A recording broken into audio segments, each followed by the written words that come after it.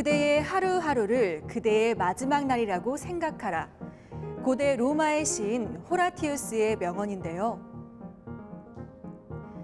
하루하루 바쁜 일상 속에서 정말 마지막 날인 것처럼 살고 있는지 우리 마음속에 이 질문을 해보는 건 어떨까요? 새로운 환경 속에서 새로운 목표를 다짐해야 하는 이때에 함께 나누고 싶은 시가 있습니다. 함께 만나보시죠.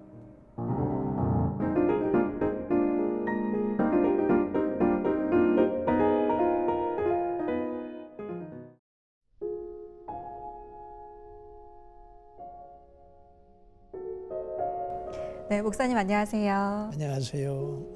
또 새해의 설레임이 아직도 남아있는 2월 달인 것 같은데 오늘은 또 충성할 직분을 주소서라는 시를 나누게 될 것 같습니다. 이게 크리스천의 사명에 관한 시가 맞나요, 목사님? 예, 맞습니다. 새해 1월 달에는 설계를 한 걸 완성했다면 2월 달에는 실천해야 되죠. 실천하려고 하면 자기의 직분에 대한 것을 분명히 깨달아야 되거든요. 내가 어부인지 농부인지 또 하나님의 일을 해야 되는지 사람을 기쁘게 해야 되는지 또 이게 분별이 돼야 되거든요. 그래서 그 분별에 대한 이야기를 오늘 시에서 조금 하려고 노력을 했습니다. 네, 그렇다면 그 시에 대해서 조금 설명해 주시면 좋을 것 같은데요. 간단하게 좀 핵심 포인트가 있다면 말씀 좀 부탁드릴게요. 예, 열매 맺는 데는 땅이 있어야 되고 물이 있어야 되고 햇빛이 있어야 되잖아요. 그래서 여기에 보면은 샘에 대한 이야기를 좀 하고 있어요. 그 다음에 마르지 않는 땅, 물도 보이게 흐르는 물은 사실 홍수가 많이 나지만은 땅 밑으로 흐르는 물은 나무를 키우거든요.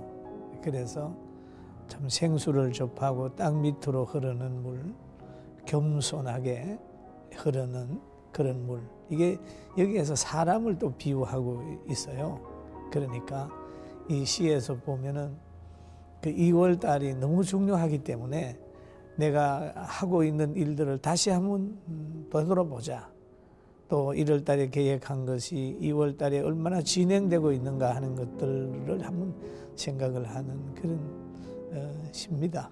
그리고 또 한 가지 생각하는 것은 이제 태양을 띄우면 낮이 되고 달을 띄우면 밤이 되듯이 우리가 살아가면서 어떤 계획을 가지고 있느냐에 따라서 의도 되고 또 악도 되는 부분들을 봐요.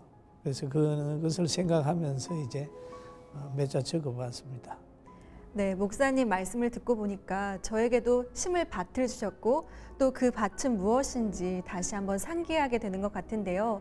그렇다면 하나님께서 주신 은사와 사명을 어떻게 잘 활용해야 할지 그 우선순위는 무엇일지 목사님 설명 좀 부탁드리겠습니다. 예, 세상에는 다양한 지식이 있어요. 다양한 가치관.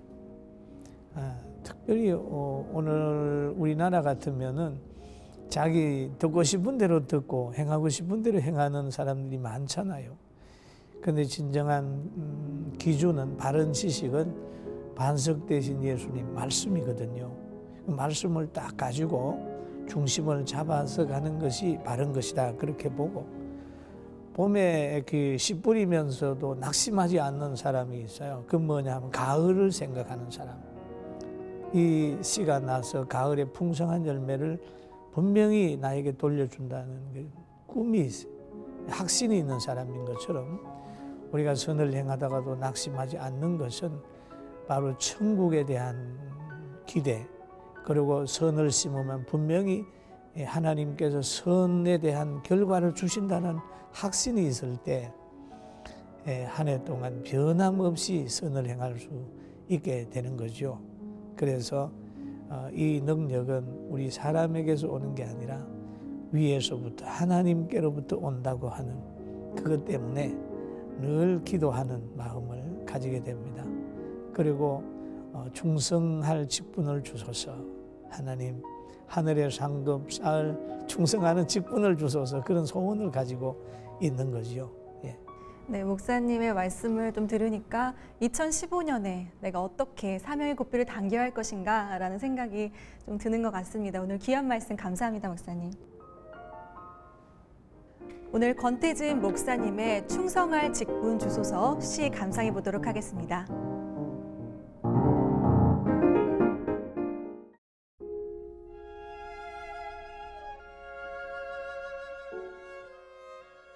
충성할 직분을 주소서.